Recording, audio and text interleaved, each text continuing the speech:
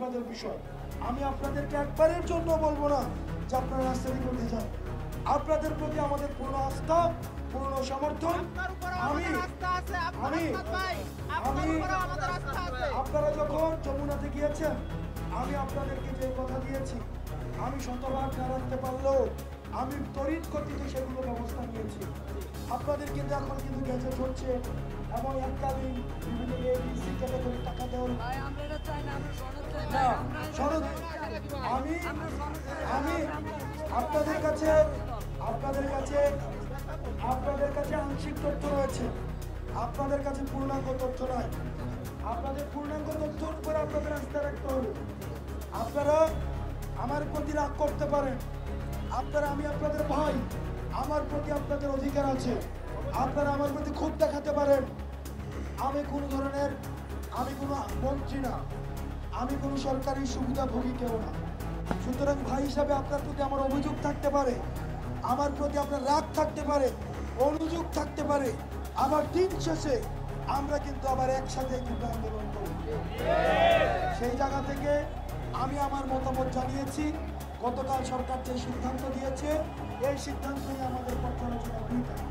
1 নম্বর পর্যালোচনা, আগামীকাল প্রজ্ঞাপন যদি না দেয়, তাহলে আমরা গতকাল যে ধরনের আন্দোলন করেছি, প্রয়োজনে সারা দেশব্যাপী তার চেয়ে বৃহৎ পরিসরে আন্দোলন করার সক্ষমতা। 2 নম্বর, সরকার বলেছেন জুলাই ঘোষণাপত্র দিবেন। সরকার এর আগেও বলেছেন, কিন্তু কথা রাখে নাই। কিন্তু এই প্রথম সরকার যেটা বলেছেন, সরকার একটা সময় দিয়েছেন। সরকার বলেছেন 30 কর্মদিবস। সরকার এটা আপনার ইচ্ছা।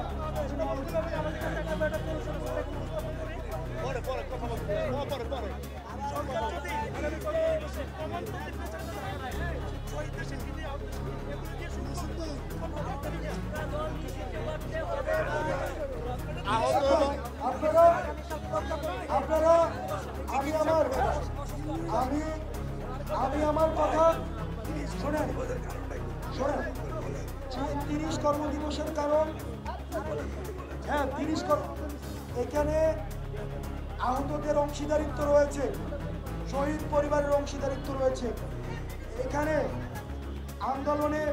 আন্দোলনে যারা অংশ নিয়েছে প্রত্যেকটা মানুষের অংশীদারিত্ব রয়েছে, রাজনৈতিক দলগুলোর অংশীদারিত্ব রয়েছে। সবার মতামতের ভিত্তিতে আমরা চাই না এমন একটা প্রজ্ঞাপন তড়িঘড়ি করে হয়ে যাক যেটা পরবর্তীতে আবার সংশোধন করতে হবে।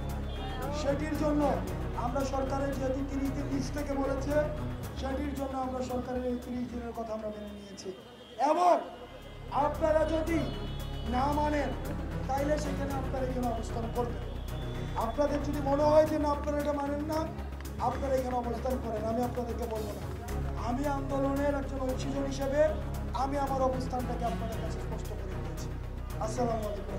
আমাদের চিকিৎসা পুনর্বাসন ভাই, আমাদের চিকিৎসা পুনর্বাসন এটা আপনাদের করতে হবে। চিকিৎসা পুনর্বাসন, আপনাদের চিকিৎসা এবং পুনর্বাসন এইটা দ্রুত, এটা ধারাবাহিকভাবে হচ্ছে ভাই, এটা ধারাবাহিকভাবে হচ্ছে।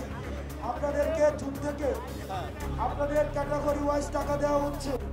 মানুষকে বিদেশে যাওয়ার অনেকটাই ব্যবস্থা, কিন্তু দুর্ভাগ্যজনক বিষয় আপনাদের মধ্যে এখানে বিভাজন তৈরি হয়েছে।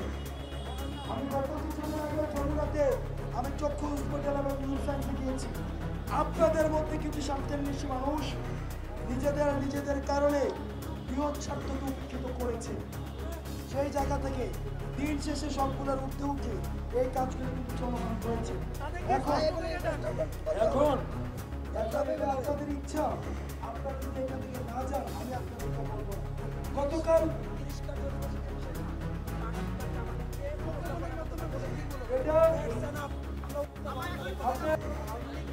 আপনাদের শুনেন,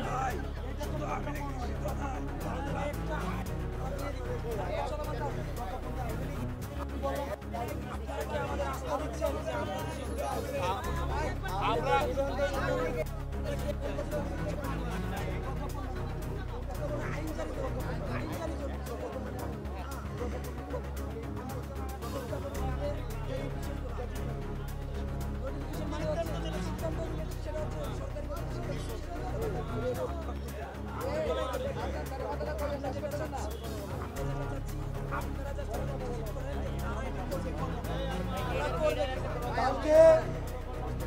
আজকে 1 লাখ মানুষ, আপনার যদি মনে হয় অনাস্থা থাকে, 1 লাখ মানুষ আমরা কথায় সবাই ফিরে গিয়েছে।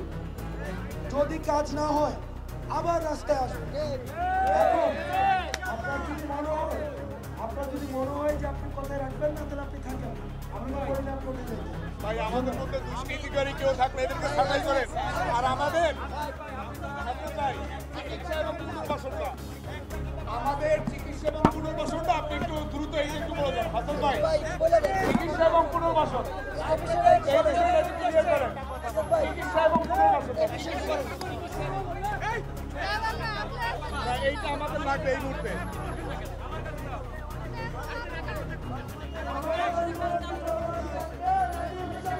থাকবে থাকবে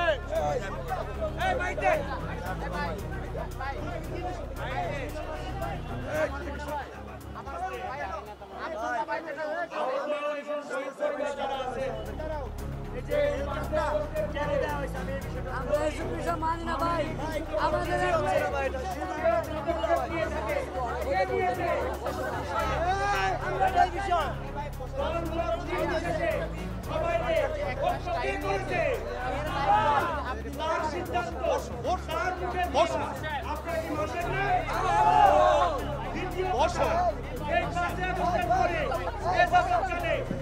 সরকারি যে কথাই বলুক না কেন, আমাদের বলেছে আমাদের কথা, আমাদের কথা যদি বোঝে এই জুলাই এই আপনারা জুলাই বলেছে। আপনারা আব্দুল্লাহ ভাই যে কথাই বলুন না কেন, আমাদের পাশে ছিল, আমাদের পাশে আছে, এই পরিবারের পাশে ছিল, ভোট পরিবারের পাশে আছে। আপনারা তাদের প্রতি আস্থা হারাবেন না। এই টাকা এটা আপনাদের